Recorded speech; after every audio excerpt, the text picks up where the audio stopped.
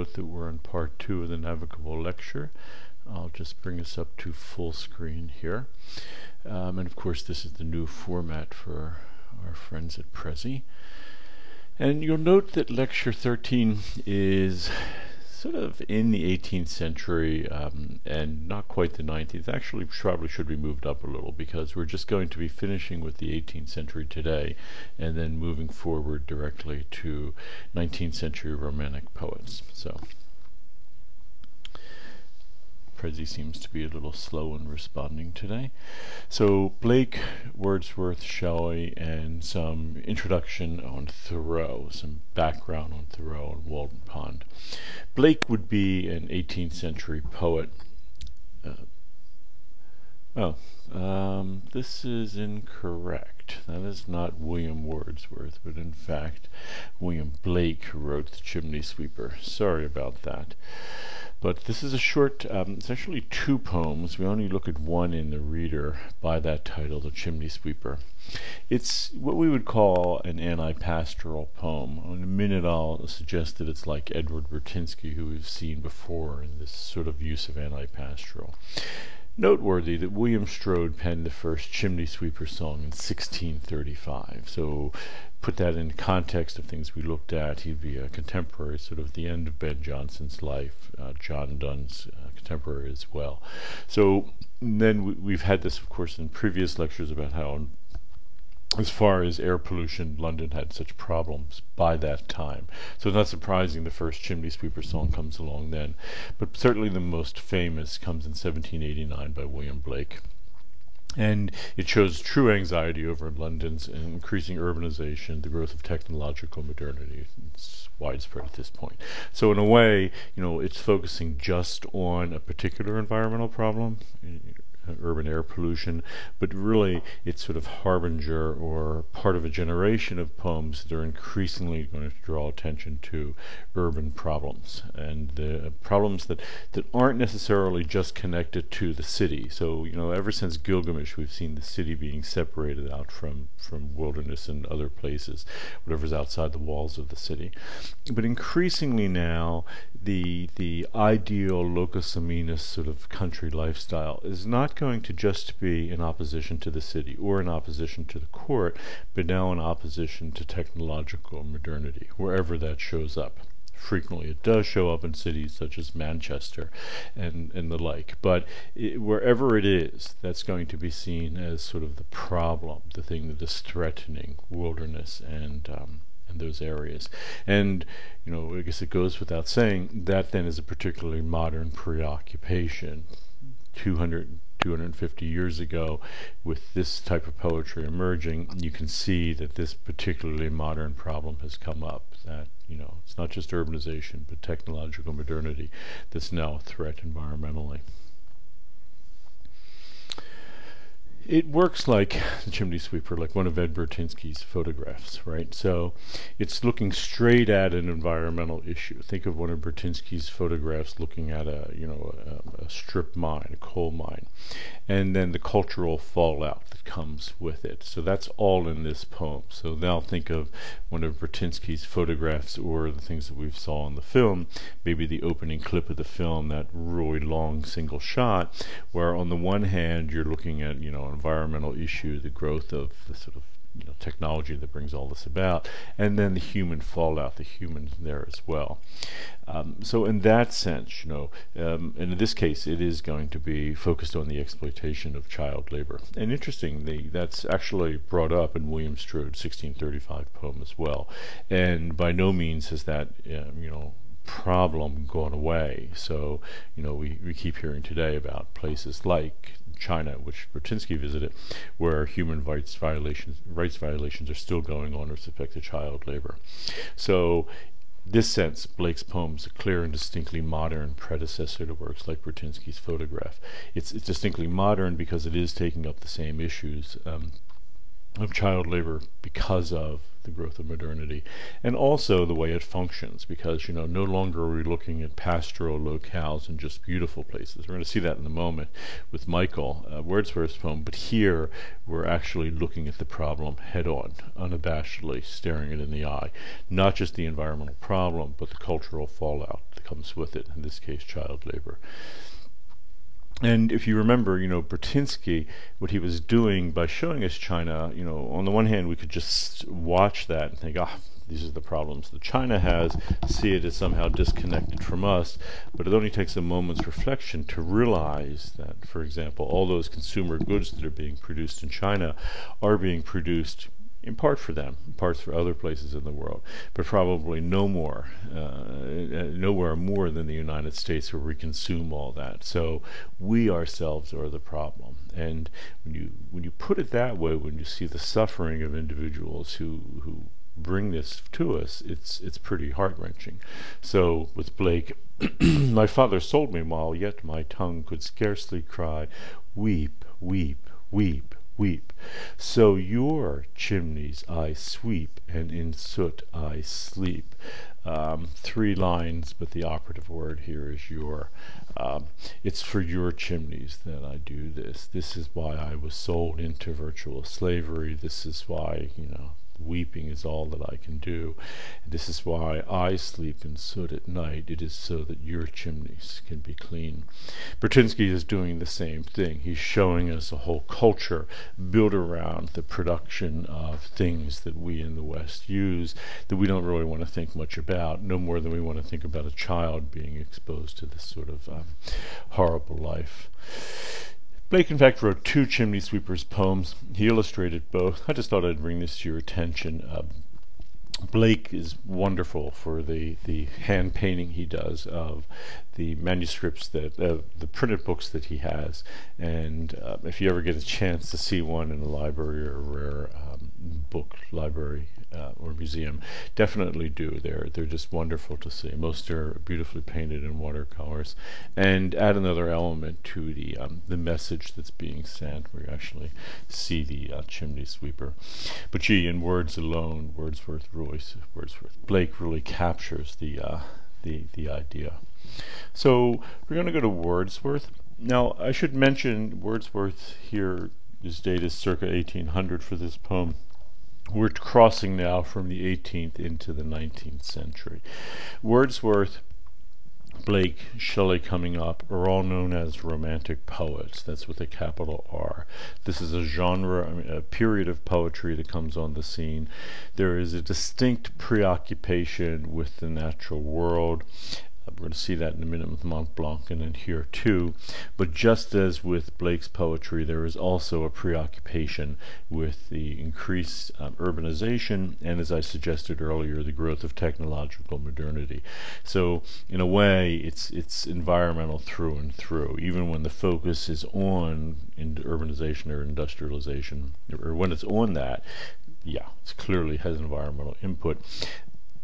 But if we turn away from it directly and face, the natural world where it's imagined as being untouched by it, you can see why that maneuver is happening here too, right? We're turning away from, urbanization and technological modernity and all its problems, trying to find some place free of it all. That's a very pastoral move. This happens also in the United States. So Romanticism with a capital R is a movement in England, the way we're looking at it. It happens in other places like Germany with Hiltner as well. But in the United States, there's a parallel movement known as transcendentalism, which we'll talk about, and we're going to be looking at Henry David Thoreau as part of that movement. So Wordsworth is a pastoral poem. It's firmly in the tradition of Virgil's first eclogue. So it tells the story of the loss of a place, in this case a family farm. So remember we had with Meliboeus the loss of the family, his farm as well. So on the one hand, it's directing our attention to an endangered environment, brings about environmental consciousness, and as a and also in the process names its reason for loss. So pastoral directly in the tradition of Virgil's first eclogue. You have a farm being lost, you have the reason that it has been lost. We saw that Melibellus and Tityrus were discussing the reasons. That's going to become clear in Wordsworth's poem as well. Not to give it away, well, I guess you've already read it, but the fact is it's a distinctly modern reason why the farm is lost. It is depicted as a perfect locus amoenus in Michael. So Wordsworth, like Catherine Phillips, wants to describe a country life free of any problems. We just saw with Catherine Phillips that to do that she has to leave off the ending of Horace's first epode, but here he's just, unabashedly describing something in the tradition of pastoral. If you have any, doubt that it's pastoral, it's literally the subtitle of this poem. And it's meant to be a life, free of any problems. Is it realistic? No. Catherine Phillips knew it wasn't realistic. Wordsworth knows it's not realistic. But he wants to depict it that way for his reasons. So this is something we just talked about with Blake. Earlier, pastoral imagined an urban danger. Here we have a new one.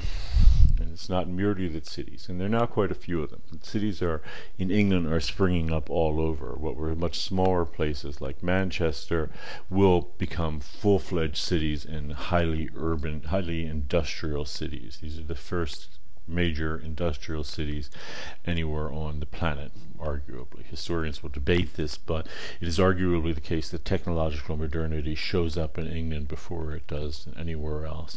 Certainly in scope, what happens there is just huge.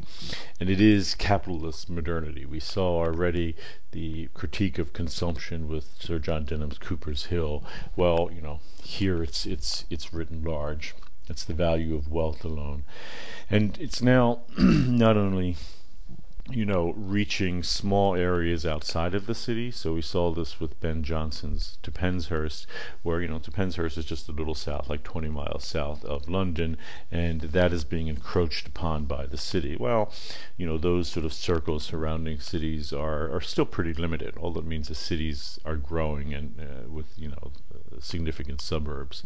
But now it is the case that this is reaching everywhere. So this little farm out in the middle of nowhere, this perfect locus amoenus, is now being touched by the growth of technological modernity. And it's happening economically because, and this is something that will point to large-scale social movement in the 1970s in the United States with the loss of family farms. Well, this is the beginning of it here that Wordsworth wants to draw attention to. So it's a loco-descriptive poem in the tradition of Cooper's Hill. So you're encouraged to actually step into this scene. Cooper's Hill was inaugurating, in a way, or at least beginning to popularize this idea that you could describe an environment in a way that would encourage readers to imaginatively enter into it. In other words, you can't go to the actual place yourself. The role of the artist, the poet in this case, is to give you such lush description that you can imagine actually going there. So if from the public way you turn your steps up the tumultuous book of Glenhead Gill, you will suppose that with an upright path your feet must struggle in such bold ascent. Now just think about what he's doing here. First he's getting you to walk up a path, but now you're actually imagining what that path is like, how your feet have to struggle because it's such a rough path. In such a bold ascent. It's hard to climb up the pastoral mountain in front of you. It's face to face. But courage, for beside the boisterous brook, the mountains have all opened up out themselves and made a hidden valley of their own. So this is great, right? You take this road less traveled, it's tough, it's hard to walk on, and suddenly there's a hidden valley there. No habitation there is seen. So this is setting up to be wilderness, which increasingly is going to be a preoccupation in this area. But such as journey thither find themselves alone with a few sheep, with rocks and stones. So this is very much a pastoral locus amoenus. He wants you to enter the world that he is building. And note, this is the opening 11 lines. You're walking into it, you're experiencing it. If you don't know by now with the sheep walking around and all that you're in a pastoral locus amoenus, you better reread it because it's clear that you are. He's encouraging us to walk right into the poem and its environment. So something to think about, though, is what actually happens here in the poem, and that is that the Michael, who owns the farm, loses it. And why does he lose it? Well, because his posterity, who is supposed to take over the farm, his son Luke, has gone into the city to get a job. So he does it in the story because there's a family debt that had to be paid. But increasingly, this is going to be this story of a demographic shift that is happening in this period. What I mean by that is that people are increasingly going in mass from rural areas to the city to get jobs as the economy is beginning to change. Certainly for younger people, it's a viable way to find new opportunities. And as they leave in mass, what it means is this older lifestyle is being threatened because everyone is leaving it. Family farms are no longer the thing that people want. People want to go into the city. They see new types of possibility. They see the opportunity, especially for larger families, for everyone to have a job, and that's increasingly becoming a problem. So it is technological modernity and the shifts culturally that it has engendered that are beginning to affect everywhere in England. No, they're not building large factories like Manchester out in rural locales like where Michael is supposed to take place, but it is still affecting people there. It's a whole new sort of world that is emerging, and Michael is documenting that. So I wanted to talk about Mont Blanc, and Mont Blanc is important. Mont Blanc is written by Wordsworth's friend, Percy Bysshe Shelley, written just a little after. I mentioned that Michael's right around the year 1800. This is 1816. And Mont Blanc, if you didn't know, is the tallest mountain in Europe. And what we're seeing here is the growth of a fascination with not only country places, but places that are wild and rough. So the word wilderness, of course, derives from the word wild. It's the wild place. And in this period, the most wild places are going to be a fascination to writers and artists alike. The reason for that, of course, as everywhere throughout England is getting developed, and there's almost no place, as Michael proves, that is untouched by this, people are going to want to see the most wild places. Yes, they're still going to want to see the very picturesque farm areas, and certainly someone like Wordsworth, as we just saw with Michael, writes about the picturesque farm place, but increasingly we're going to want to see the sublime place. Sublime is a word introduced by both Immanuel Kant and Burke, and it's an older term, but mainly it's this idea of being, at once finding a wilderness area sort of frightening and dangerous, but because it is so awe-inspired, being drawn to it as well. That's increasingly going to be the way wilderness is being seen. So Mont Blanc. It is the highest mountain in Europe. It's literally called the White Mountain. It's snow-covered. You can see it's just a few decades before Mont Blanc is written by Shelley that the mountain was climbed for the first time. Before that, it is the most wild of all wild places. It is the most wilderness place. And increasingly, I think it's fair to say, as I do here, that these places are being fetishized. It's not only that people are idealistically looking at them and finding them beautiful, they just find them very exciting, and they see them in a way that is sort of an over-the-top fetishization, appreciation of them. It would not have been the case a generation or two before. Certainly when John Evelyn, who we saw, takes up the issue of urban air pollution in London in a work for the first time. Evelyn, we know from his journal, when he actually travels through the Alps, which is where Mont Blanc is, he found it profoundly frightening, dangerous. There was nothing awe-inspiring or beautiful about it. It was just a scary place. And keep in mind, this is John Evelyn. John Evelyn is a huge gardener. I mean, if there's anyone in the period that appreciates nature in the second half of the 17th century, John Evelyn would be among them, I think. And yet even he finds a place like Mont Blanc frightening. So it is sublime, so extraordinary that it inspired all. Shelley writes, it was composed under the immediate impression of the deep and powerful feelings excited by the objects which it attempts to describe, and as an undisciplined overflowing of the soul rests its claim to approbation on an attempt to imitate the untamable wildness and inaccessible solemnity from which those feelings sprang.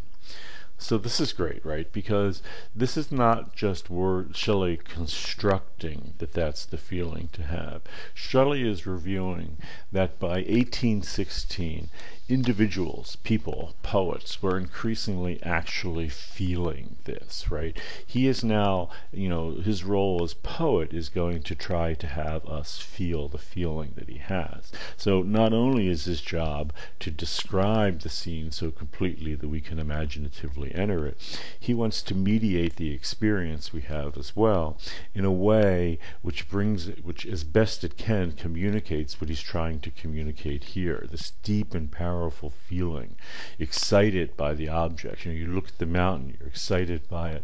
It's an undisciplined overflowing of the soul.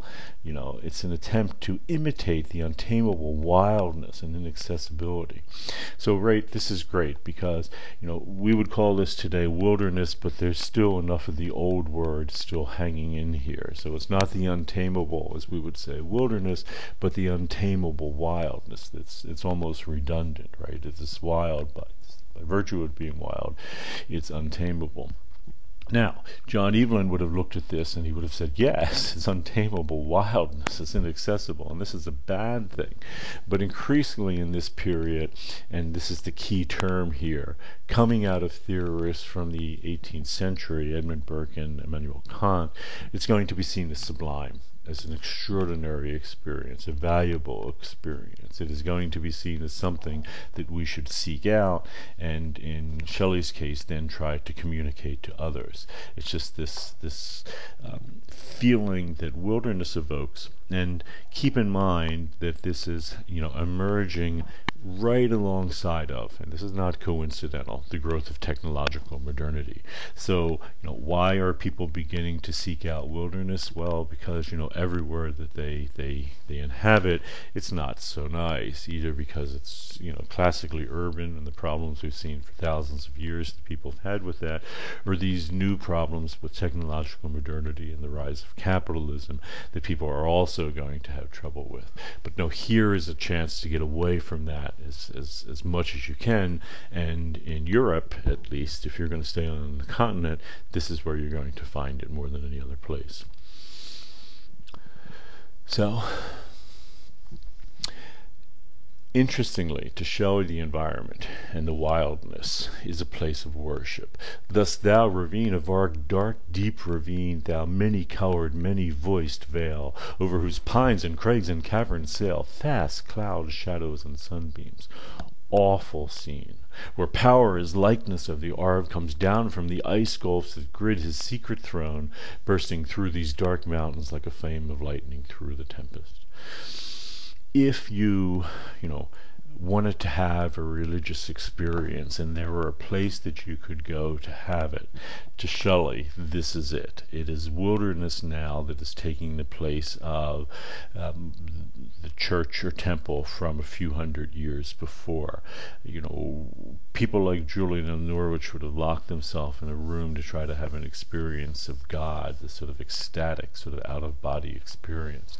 To people like Shelley now, it is nature itself which does this. For this to happen, by the way, at least for devout individuals, a shift would have to occur whereby God is actually seen as occupying this place. Sort of the missing link to get there would be Spinoza, the philosopher. He's coming out of reading Milton and others, and he is a Jewish theologian, and he sees the whole of the creation as being infused by God. God is eminent everywhere. So if you're religious and you're like Shelley, you see the environment as this all-inspiring place. It may well be because you see God actually is there. This is God's greatest work from this perspective, and God would be there too. And it's beautiful, scary scene. It's an awful scene, and this sort of, the word awful wonderfully sort of sums up what we mean by sublime, because it has that modern sense. We would say something awful, in which it's scary or dangerous, but it also sort of is still evocative of its genealogy, etymology rather, which comes from the word awe. It inspires awe. When you go to Mont Blanc, that's what you feel, intense awe. I mean, it's scary and it's frightening, that's part of it, but it's awe. Notice here you have power capitalized as a stand-in for God, where power and likeness of the Arv comes down from the ice gulfs that grids his secret throne. Right? It's not ambiguous here. Power like God, or like a God coming down from his icy throne. Personified here as an individual. So this is it then. This is a temple. This is where God lives, and God sort of comes down, or God-like power comes down from it. It's a remarkable inversion that we've seen from older periods, medieval and Renaissance, where nature is fallen. It's sort of the home of the devil, and all that is evil. It is not something that has anything to do with God. Here, deity itself resides in a place like this. It's frightening, but it still, for that reason, sort of pulls us in. So in a general way then, the Romantics really did transform nature. It's not to be feared or exploited, but instead appreciated, perhaps even worshipped. Yes, feared a little in the sense that it inspires awe, but this is a sacred thing. This is something that should be appreciated, maybe even worshipped. It's certainly not something that you should just, feel content to exploit and damage any way you want. I mean, if this is the house of God, temple of God, of power, then you shouldn't be in any way trying to exploit it. We have similar attitudes today. I would argue that these are not innate. They were not innate to John Evelyn in the second half of the 17th century, that they were constructed over time. You may not have read Mont Blanc before, but it and hundreds and indeed thousands of works like it have constructed this modern view of wilderness, of wildness. And we in turn have inherited, and because it's not only existing in poems like this, but escaped into popular culture, and we see it everywhere. You don't have to have read this for us to now embody this attitude. It's part of who we are. To see how this would work visually, 2 years after Mont Blanc, the German poet Caspar David Friedrich did this poem, Der Wanderer. Its meaning, literally, it means the wanderer above the sea of fog. And it's a wonderful image of the European experience of the most wild. So it's not named as Mont Blanc, but it's someplace darn like it. It's craggy, it's scary, it's all-inspiring. And it's interesting because Friedrich here did a wonderful job of depicting this person here, which is the normative European viewer, and having the experience here. So it's not just that person is not there. He wants to draw attention to him. And so much so, notice the sight lines actually drop down on him. It's sort of forming a little V pointing him out. We, of course, from a 21st century perspective, would note that this is, normative, male, white, European, wealthy from his clothes viewer, but that is the Romantic viewer. Increasingly, there are going to be women writing Romantic poetry as well, but this is still pretty much the standard. And this person has gone out to experience nature and all of its wildness. This is meant to inspire all. It's meant to be seen sort of scary. I mean, he's standing up here. He could fall. It's a dangerous place. But he's gone there to experience nature. This is the Romantic movement depicted. This is what they want. What has he left? Obviously, from his clothes, he's left, modernity, the beginning of the modern era with all its problems and all. He's someone who's done that. It's noteworthy. He's not a poor person. It's a different kind of thing here. It's the way that it's being experienced by the normative European self. Of course, that will change, but I do want to draw attention to that is the way it is now. But yeah, seeking out and experiencing wilderness in its absolutely most wild. So, just to give you an idea, this is a picture of Mont Blanc as it would have been seen as it was seen in the 19th century painting, and this is a picture of it today. No, it's not the Himalayas. It's not nearly so high, but for Europe, it's a pretty rough and rugged place, far more than any place you would have in England. So it dwarfs English mountains such as the Fairfield Horseshoe. And this is the Fairfield Horseshoe. This is in the Lake District of England. It's only a fraction of the height of Mont Blanc. But increasingly people would go out to the Lake District because this was the wildest place, or one of the wildest places in England, the island itself. And in fact, it's not so large, and it goes around like a horseshoe here. I've hiked it. It takes like a day to do. And actually it drops down into a little village right here of Grashmere, which is where, perhaps not surprisingly, William Wordsworth lived. So it's, as far as England is concerned, this is about as rural and as wild as you're going to get. And if you wanted to go further, which Shelley did, you'd have to go to Europe proper and to Mont Blanc in the Alps. So let's talk about Thoreau. Thoreau is not a romantic with a capital R in the sense he's not part of that British or European movement, but he is part of the same basic idea, and this is known as American Transcendentalism. It's a preoccupation with the wild and going to the wild places, and I just want to set this up and set up his background and the background of where he did that experiment, Walden Pond, and then we'll take Wordsworth up again next time. So, Thoreau rather. Walden is written in 1854, so you've seen we moved ahead about 30 or 40 years from where we just were, but sort of the end of this movement in a way. The American movement is known as the Transcendentalist movement. It is generally agreed upon that it was founded by a friend and mentor to Thoreau, which is Ralph Waldo Emerson, who also very, very much romanticized wilderness.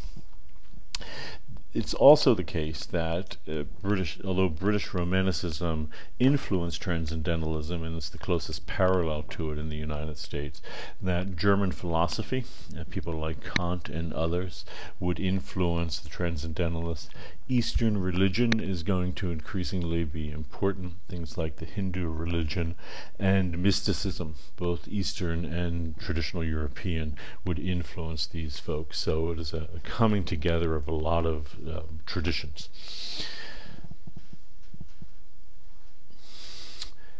Like the Romantics, though, I think it's fair to say that Thoreau made a religion of wilderness. So, although I've included Walden in the reader, I also ordered for this course, and you can order online, the Dover edition of Walden.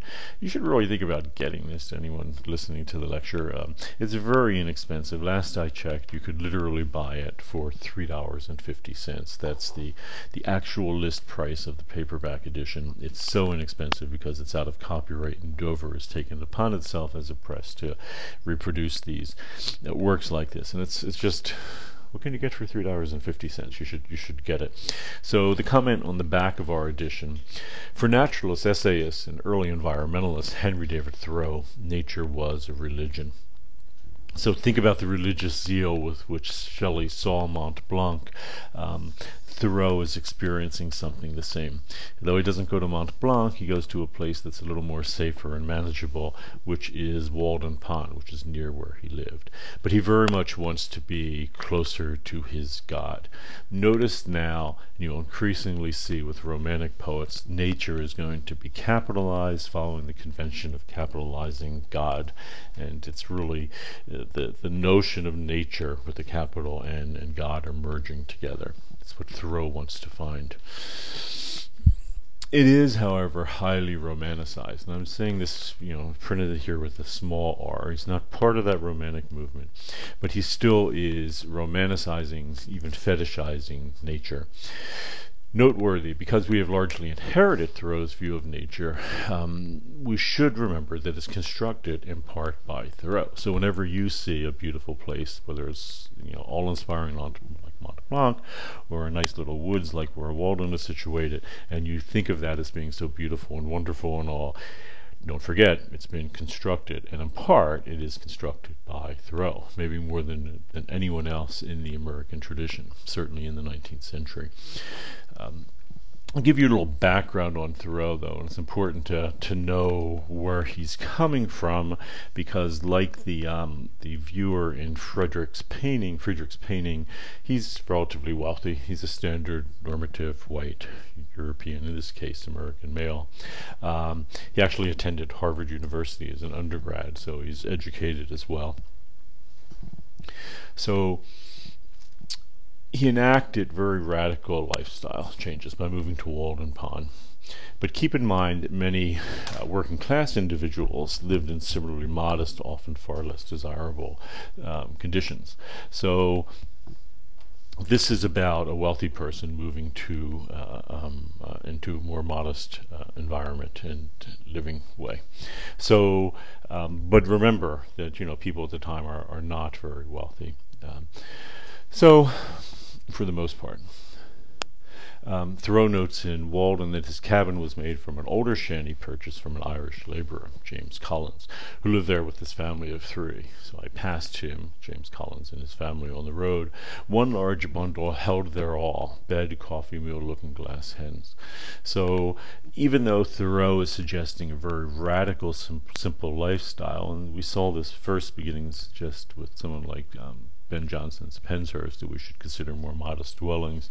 That's a choice for wealthy individuals like Johnson and his patron Robert Sidney and Henry David Thoreau as well. But for many, many people, for most people during this time, it's not going to be a choice. This is the reality of the life they lived. So even though Thoreau praises and in fact lives a far more modest lifestyle than Ben Jonson talks about in Penshurst, it is the case that that he was able to do this because he was wealthy and free of economic motivation. He didn't live this lifestyle because he had to; it was because he wanted to. And many years ago, a student noted in a class, and I thought this particularly apt, that Walden is a bit of a how-to manual. It's how to live as if you are poor for those who are not. And it's kind of true. And of course, many how-to manuals tell you how to get rich quick and try to tell you how to get from not having a lot of money to having a lot. Thoreau wants to tell you, if you have a lot of money, how you can live a very modest lifestyle. It's interesting, and it's interesting that he appeals, of course, to those of us in the United States who, at least on a global level, are well off. When living at Walden Pond, though, something to keep in mind is that the town of Concord, I'll show you pictures in a moment, is not too far away. So Thoreau almost every day went into town. He is not living, to be very clear about this, somewhere very remote like Mont Blanc, where the nearest human habitation is miles or hundreds of miles away. He's living within a mile of town. He goes back every day, and he goes back every weekend for dinner at his mother's house. And also the project lasts just for 1 year. We'll talk about this in Walden. The work that we read, it's compressed into 1 year, which lets you know that this is not literally the journal of someone living there, but a constructed work, something like a novel. But in any event, don't think of Thoreau as being far off the beaten path and living a consistent lifestyle. He's still very much in town. I didn't want you, if you haven't read Thoreau, to not realize that Thoreau is also an early protester of slavery, and an important one. He had a very famous essay, which I encourage you to read, called Civil Disobedience, written 5 years before Walden appears. He developed the rationale for the modern passive resistance movement. It's this article, this essay rather, would be influential on Tolstoy, Mahatma Gandhi, and Martin Luther King, and others, because it outlined a way of protesting slavery and injustice without doing so violently, without meeting violence with violence. In fact, in Walden, there's a mention of this incident that goes toward his protest of slavery. He notes that I was seized and put in jail because, as I have elsewhere related, that would be on the essay on civil disobedience, I did not pay a tax to nor recognize the authority of the state which buys and sells men, women, and children like cattle. So Thoreau is very much a person of special conscience here, and he is not the only one. I mean, this is what sets up, we're just a decade away from a war that would be fought to correct this injustice, or at least try to. But at this time, all the, taxes from people living up in Massachusetts, where Thoreau lives and all, is going to support slavery. He doesn't want to be part of it. He notes that he failed to pay taxes for 6 years in civil disobedience. Thoreau, however, and this is what's so important about his move, is he argued against active, i.e. violent, protests of slavery. Instead, he favored withdrawing all support from the enterprise. His argument is that if a majority of individuals did the same as he did, slavery, according to Thoreau, would end. It's a clever idea, right? So you don't have to actively, wage warfare against the government, that if you took away all your support, if you didn't pay money, the project would collapse because there'd be nothing to fund it. That's the idea behind it. It's a bit of a dicey move because even though you may be acting passively, as we've seen recently with, the Occupy movements that are going on in the United States, the government doesn't always respond passively, which is always an issue. And in earlier periods, especially where this is being done by Martin Luther King Jr. and Mahatma Gandhi, the government didn't always respond passively, but it's still a desire not to buy into that, to act with conscience, but to act passively. It's worth noting, from our environmental perspective, that Thoreau is making a similar prescription in Walden, sort of a thought of, an approach of his that he's consistent with. If adopted en masse, Thoreau's lifestyle would put an end to consumerism. So if everyone did as he did and didn't pay taxes to a government that supported slavery, there'd be a collapse of the whole program. In a simpler way, if we stop buying all these incredible, diverse things that are being sold to us as part of consumer culture, and make no mistake, 150 years ago, this consumerist, capitalist project is well underway.